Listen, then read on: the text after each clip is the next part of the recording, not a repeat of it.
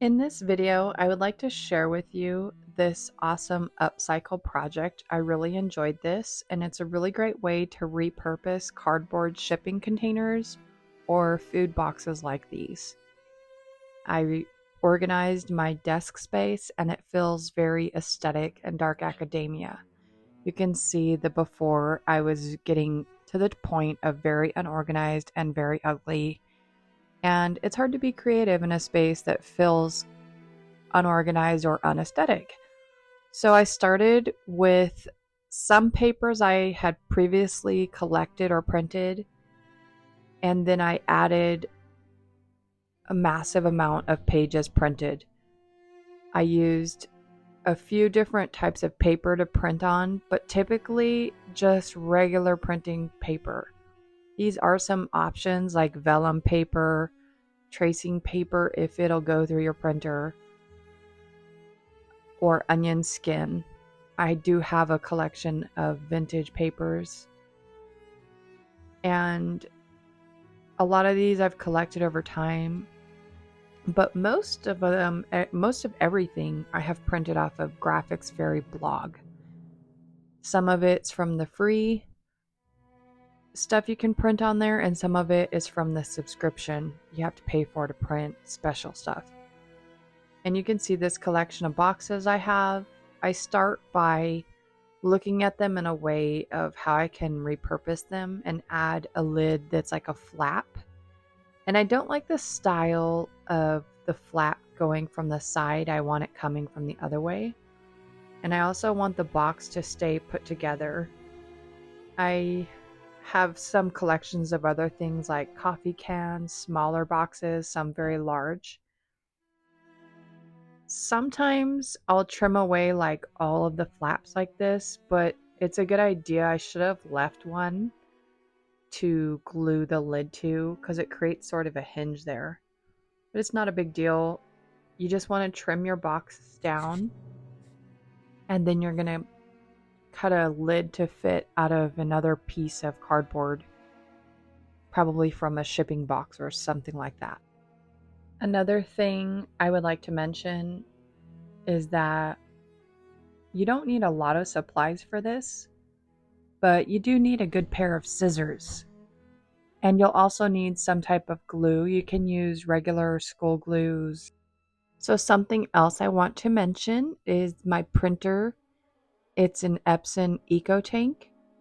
And if you do not have this kind of printer, you are missing out, because it is amazing and it comes with ink that you refill.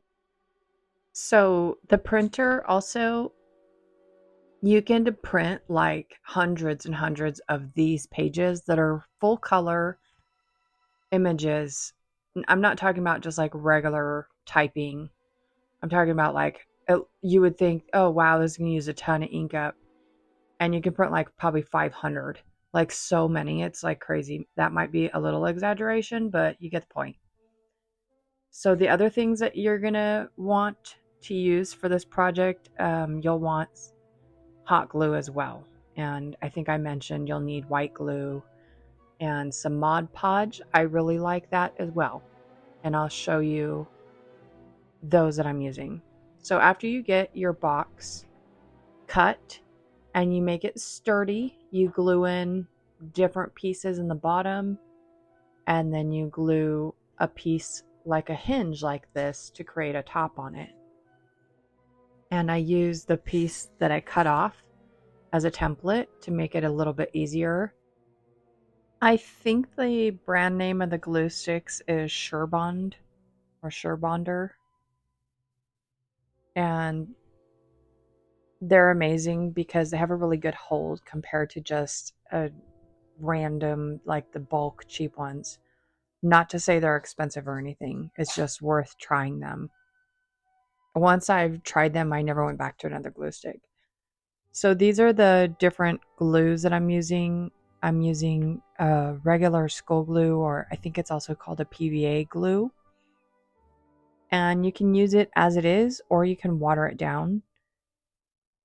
And it's a nice option because you can get more bang for your buck out of that. And I really like that. And also, I'll stock up on those during the back to school time.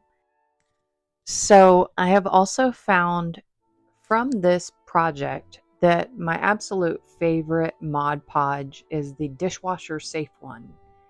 And I have used Mod Podge for probably 25 years and never heard of it until I was like scouring Amazon, reading reviews about all the different varieties they have. Because they have ones that have glitter in it, which is like really cool too. And they do have this dishwasher safe one in it. But I noticed that the people talked about it doesn't get tacky like the regular Mod Podge. And I know they sell a high gloss sealer and you can use any sealer you want, but that to me is kind of the point. So this project, I did a massive amount of boxes and I'm going to share a ton of them with you. After I glued the paper on and let it dry, I went through my little collection of ribbons, which of course you're always going to have like ribbon scraps and you're like, what do I do with this? I don't want to throw it away. It's perfect to use it as a little tie on the box. So it's a good way to get the use out of all the bits and pieces of your ribbons that aren't enough for a larger project. So at this step, I'm taking some of the bits and pieces of paper collection and I'm going to use them to create a nice image on the top of the box. Some boxes, I also put images on the sides. So it's really where you can be as creative as you want. Also, those images that I've printed with all the flowers on them that are from the Graphics Fairy blog are actually like, a lot of them are vintage or antique, you could say, because they're like probably well over 100 years old from the 1800s, whatever. They're like reprint wallpaper images. A lot of stuff's out of like old books. There's bird images, everything you can think of that would be like super cool for a project like this. That's where you're going to get that from. So you probably want to check that blog out. And it's been around for a really long time if you haven't heard of it and you like this sort of thing. So anyways, I am sealing the images on just as I seal like all of the paper after I've glued it down.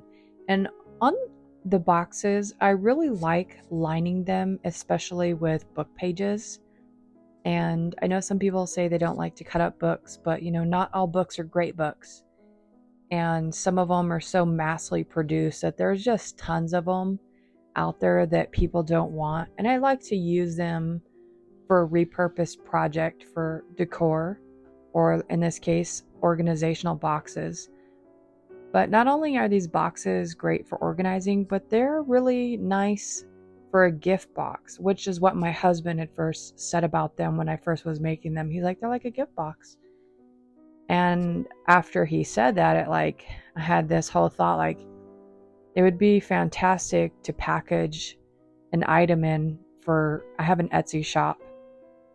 And if you do anything like that, where you like to give handmade gifts, or maybe you sell some, it'd be a really cool thing to do to package it in something like this. And it's very unique, artistic, and special. And it's a really nice way to express yourself. Also, if you're making a box for someone as a gift, you can kind of make it specific to something that they like images of cats on it, for example, if they're a cat person like me, or vintage cool flowers like these. So I also made some hat boxes. These ones are small, and I have like a really kind of a larger one that I made. And I just made those out of like the same shipping boxes, but I took it and I rolled it I cut a rectangle out and I rolled it, and then I glued it to a circle. And I just created the hat box shape myself, which I like that style because the lid fits just as you want it to. Because if you purchase a hat box to like recover, you're gonna probably only find a paper mache one, and the lids are pretty tight fitting. And it's kind of specific to what size you're gonna get.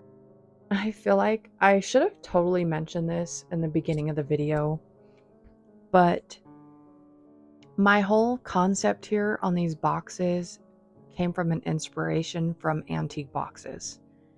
Antique hat boxes, as well as these French style. They have ones that they would put their linens in, or jewelry, or they were just decorative boxes. And you can scour like Pinterest for images of those. Some people sell them on Etsy, and they're 100 to 200 years old that you can typically find. And this is my kind of concept of a replica of those. But it's also a little bit fancy, cottagecore, and sort of a vintage aesthetic style that I really enjoy.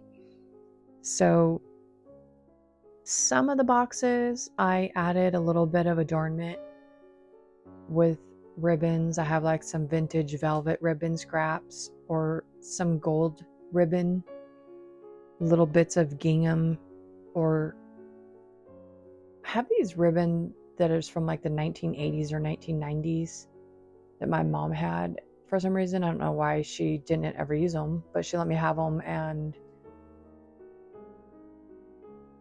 I never want to like use them on a project that I'm gonna like sell or something like that. So I like kind of hoard special ribbons.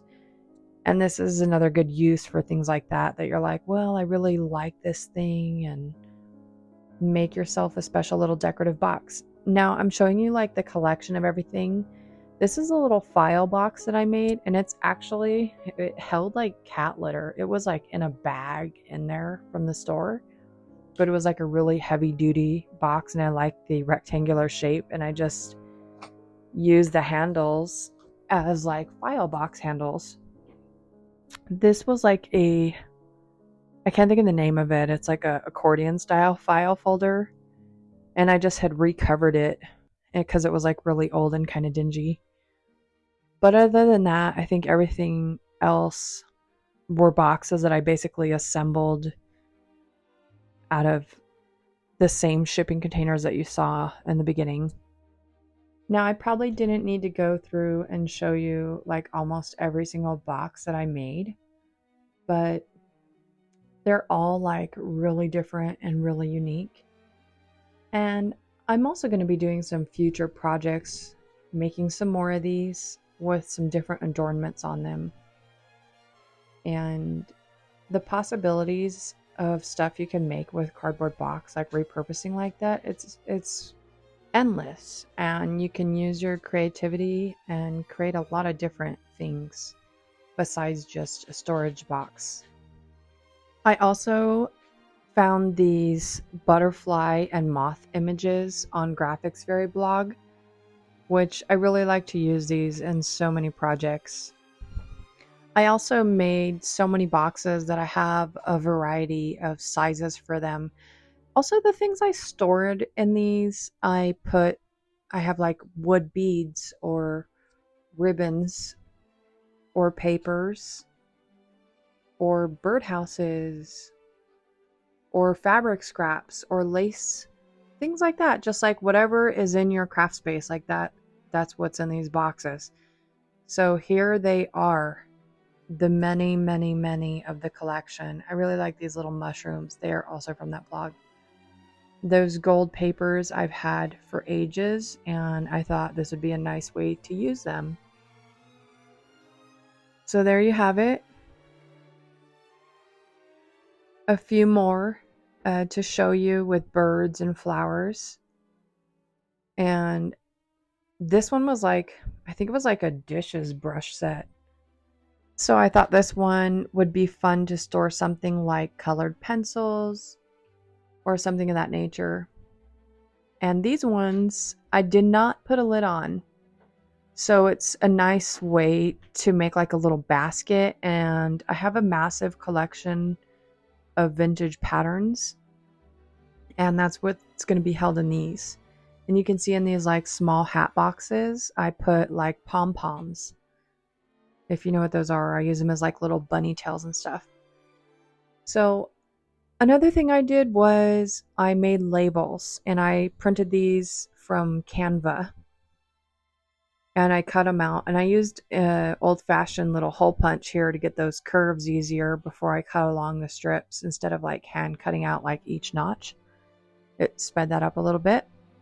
And I wrote whatever is in each box, and then I Mod Podged it to the side. A lot of them I still need to label, but I can do that as I go. And you can be like really creative when it comes to like labeling them. These are some wood hearts that I just happen to have. I have a bunch of these that I use for crafting other projects.